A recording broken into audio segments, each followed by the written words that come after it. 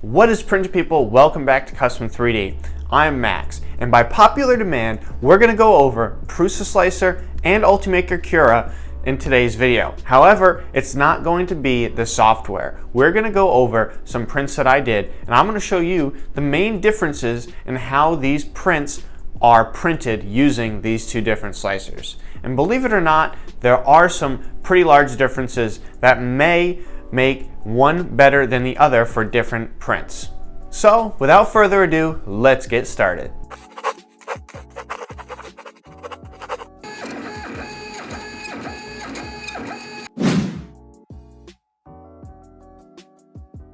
So when comparing actual prints, we're going to be going over the speed and the predicted time on the slicer and the actual time after the print is finished, print quality, like the base layer and how it's laid down, and the Z-seam.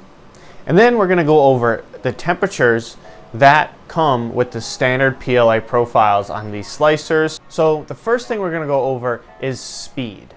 And throughout this video, we'll be going over two different files, and that's a benchy and a gear. But to start off, we're going to be going over these gears that were supplied by 3D Printer Academy, another great 3D printing YouTube channel, and you should definitely check them out. If you haven't seen them yet, I'd be surprised if you hadn't. So when these gears were 3D printed, they were printed at 0.2 millimeter layer heights with 20% infill. And the predicted speed time on the Prusa was 1 hour and 46 minutes. Whereas on Cura, with the same exact settings, it was predicted to take 2 hours and 9 minutes. So the actual print time for the Prusa for the gear was 1 hour and 44 minutes. 2 minutes less than the predicted time. I'd say that's pretty good. Now the actual print time on Ultimaker Cura was 1 hour 57 minutes, which is 12 minutes less than the predicted time on the slicer. Now, while the print actually took a lot less time than predicted in Cura, I want to do this based off of how close the predicted time versus the actual time was on these slicers. So point goes to Prusa in terms of speed and predicted print time. So let's now go over print quality and the Z-seam. Now we're going to be going over benchy's as well in this part of the video, and I'll be showing you first up the Cura benchy, as you can see in this video here, and you can very clearly see the Z-seam on the hull of the boat. And now let's bounce over to Prusa. Where can you see the Z-seam here? Upon first inspection, it's really difficult to find. And that's because in the default profile in Prusa Slicer, the Z-seam isn't on a linear axis. It's spread out throughout the print, and it's very difficult to find. I was only able to pick up a couple of blobs where the Z-seam, where the Z-axis moved up on the back right corner of the boat. So point goes to Prusa Slicer for Z-seam print quality. So now let's go over the big question, overall print quality. Now, like I've said, I've printed a lot of prints using these slicers. I have both the gears here and both the benchies. Now, upon further inspection, looking at these for quite a while, if you just from the naked eye look at either of these, the average person isn't going to be able to tell a difference. Somebody like you and me who's really into 3D printing might be able to and should be able to. But I think that there's not enough differences between these four prints for me to say one slicer is better than the other for overall print quality. I think they're basically the same. The only knock that I would have is that, so this is the Cura, this white one, and this is the Prusa. This is the same brand filament, PLA Sunlu. You can sort of see here the top layer didn't come out that great, but I mean that could be printer error, it could also be slicer error, but that's not happening here on Cura. But like I said, not a huge fault with the print. the gear would still work perfectly fine. So I'm just gonna have to give it a tie for overall print quality. You really can't go wrong with either of these slicers when it comes to that.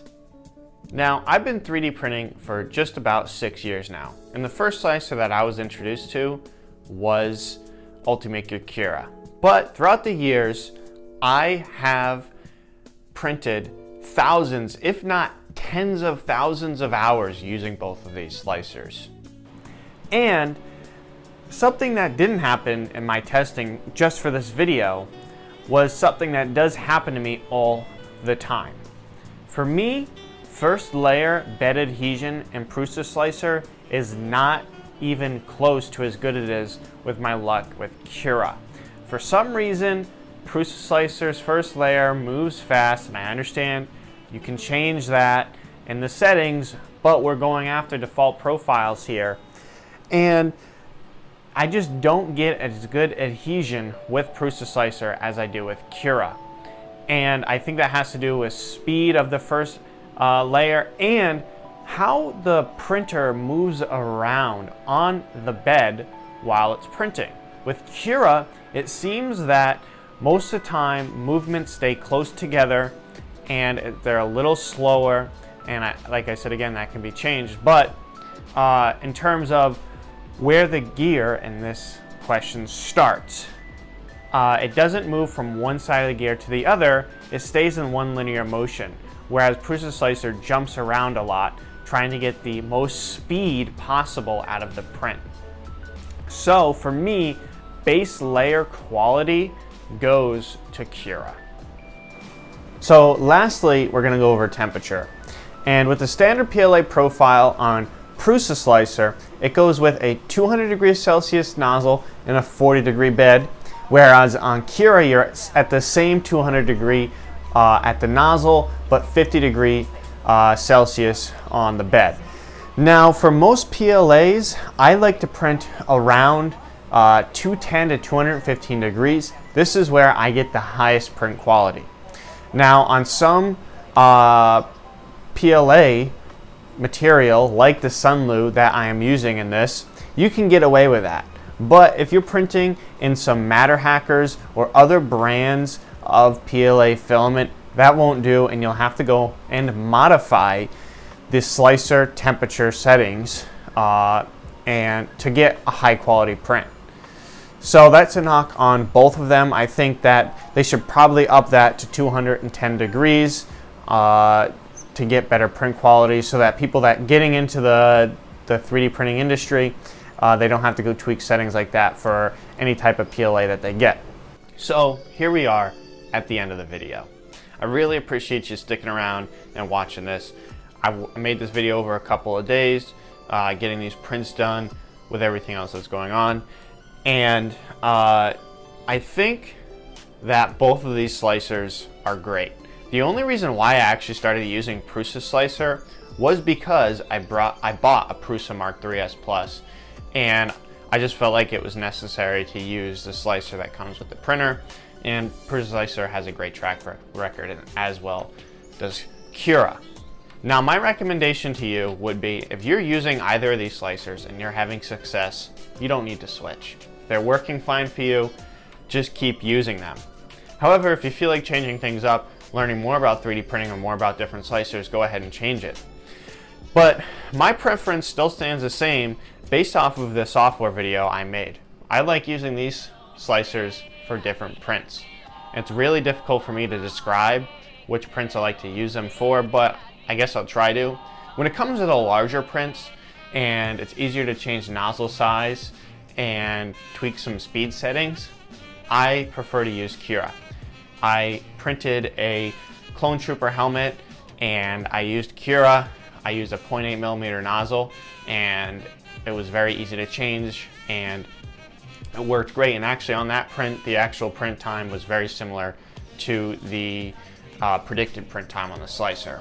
I guess when it comes to little smaller prints, I like Prusa, or prints that need supports, because I really like the custom paint supports on Prusa slicer. It's much better than the plugins that come with Cura on their store. It's basically like using a paintbrush, whether you want to support or block supports. It's very easy to do, very straightforward, and that's sort of the differences where I like to use for those different applications. So I hope you guys learned something in today's video. I certainly did while making it. Both very great slicers. Like I said, you don't need to change something that's not broken if you're already using these slicers. So make sure to like this video, comment if you have any questions in the description below, and I'll make sure to answer those questions. Make sure to share this video as well with your 3D printing friends. And I really appreciate you stopping by. It means a lot to me. Hope you enjoyed the video, and I'll catch you in the next one.